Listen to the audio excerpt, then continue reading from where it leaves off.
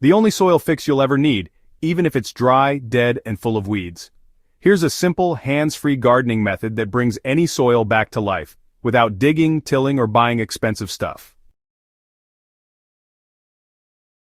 Let me ask you something real quick. Have you ever stood over a garden bed that used to thrive and thought, what happened here? Maybe it's hard as concrete now. Maybe weeds have taken over, or maybe it just looks tired. If that sounds like your soil, I've got good news for you, really good news. There's one method, just one lazy method, that works on any soil, in any condition, in any climate. And no, I'm not about to sell you a magic fertilizer or a fancy tool. This method is natural, time-tested, and almost suspiciously easy. The best part? You can start it today for cheap, and you'll barely lift a finger.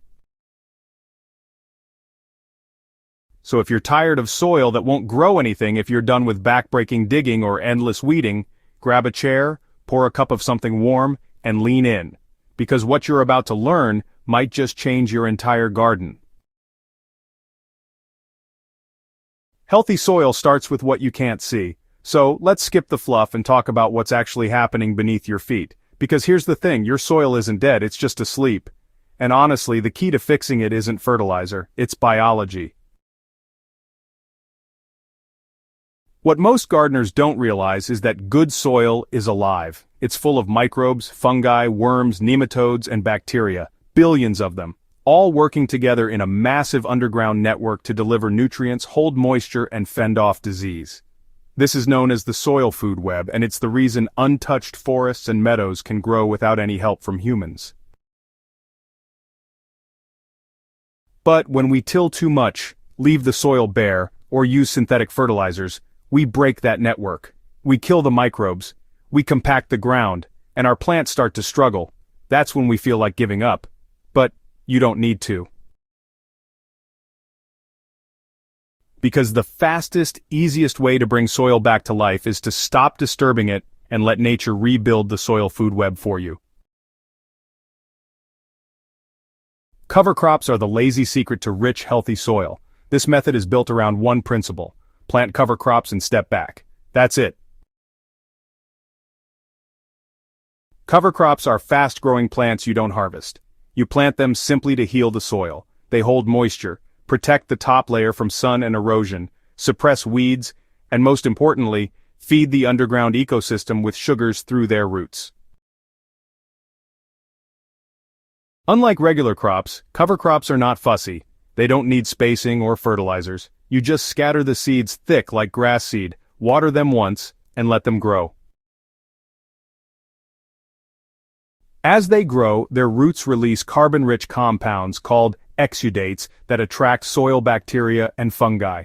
These tiny organisms begin to work their magic, breaking down minerals, improving structure, building organic matter, and creating channels for water and air. It's a natural biological fix. You don't dig, you don't till, you don't even remove the plants afterward. You just mow them down and let them become mulch in place.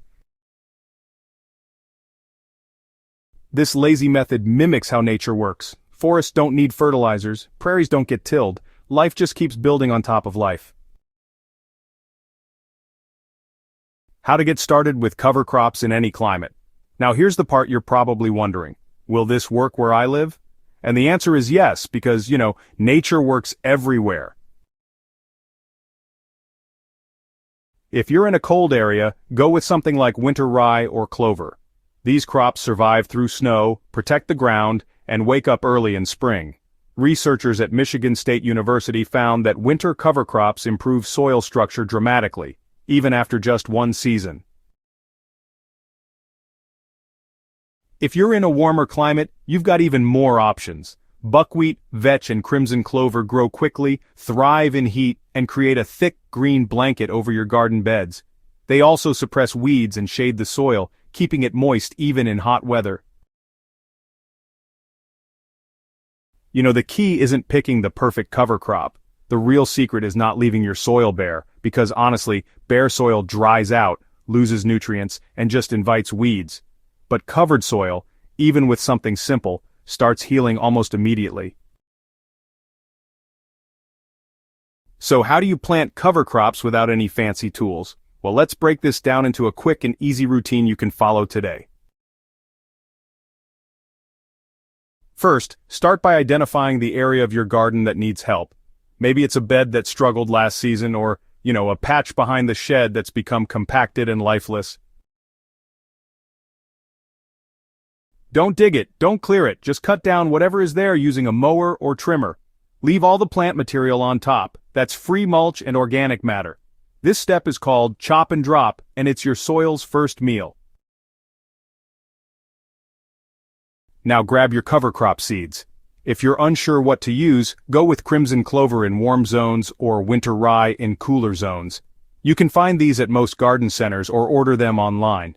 Broadcast the seeds generously over the area. You want them thick. Imagine you're throwing them like confetti, not like vegetable seeds that need rows and spacing. This is about coverage, not precision. Next, water the area deeply. If you're wondering how much, aim for 1 inch of water evenly across the entire bed. That's roughly 6 gallons per 10 square feet. You only need to do this once, just enough to get them started. And then, walk away. No need to water every day, no need to monitor them closely, just let them do their job. What to expect in the first few months? This method is slow, but the signs will come. In the first few weeks, you'll see a carpet of green forming. It may not look impressive, but underground, the biology is waking up. Microbes begin to multiply, worms return, the soil starts to darken and soften. After a few months, especially if you started in fall, you'll notice that your soil holds moisture longer and weeds are fewer. If you dig just a little with your hand, you might even see worm castings. That's a good sign. And by the end of the first season, you'll find that your once dead soil has turned into something rich, loose, and full of life. All without digging, all without store-bought fertilizer, just the power of plants and time.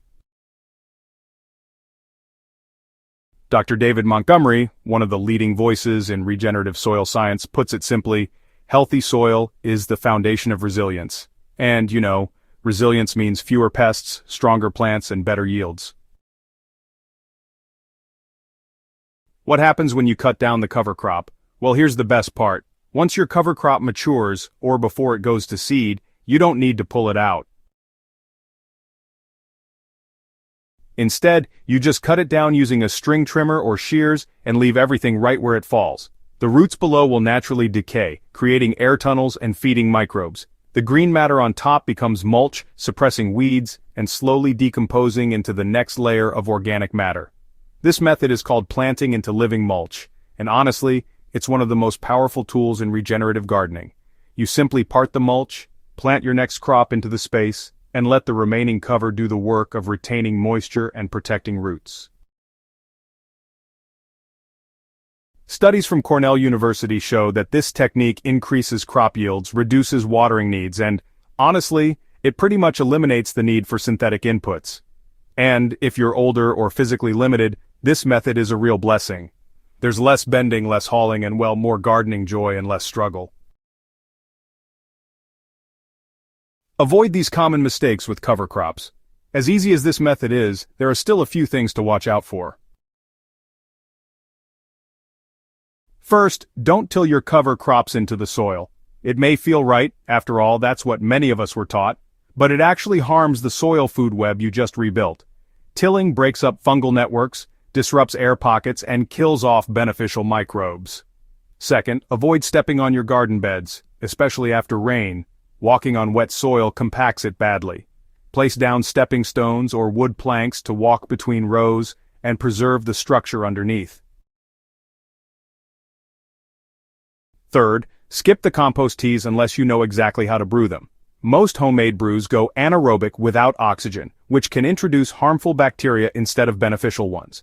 And finally, never leave soil bare after harvest. If your crop is done, just throw down a fast cover crop like buckwheat, or mulch it with straw or dry leaves. The goal is to always keep the soil protected and covered. These small adjustments make a huge difference, especially when you're playing the long game of soil health. By now you've probably realized, this isn't just about this season's tomatoes or fixing a sad garden bed. This method is bigger than that. It's about building something lasting. When we repair our soil, we're not just growing food, we're creating a legacy A patch of land that supports birds, bees, worms, and future generations. Something worth passing down. Dr. Ratan Lal, winner of the World Food Prize, once said that rebuilding soil is the single most powerful way we can restore ecosystems and fight climate change. And, we can do it without even leaving our yards. So whether you're new to gardening or have been at it for 50 years, this method is your invitation to slow down, do less, and just let nature lead the way. The one lazy step you can take today? So here's your challenge, and it's a simple one. Pick a small patch of garden soil that needs help. Doesn't matter if it's compacted, cracked, weedy, or forgotten, just pick it. Scatter some cover crop seeds. Give them a good soaking, about 6 gallons per 10 square feet. Then step back.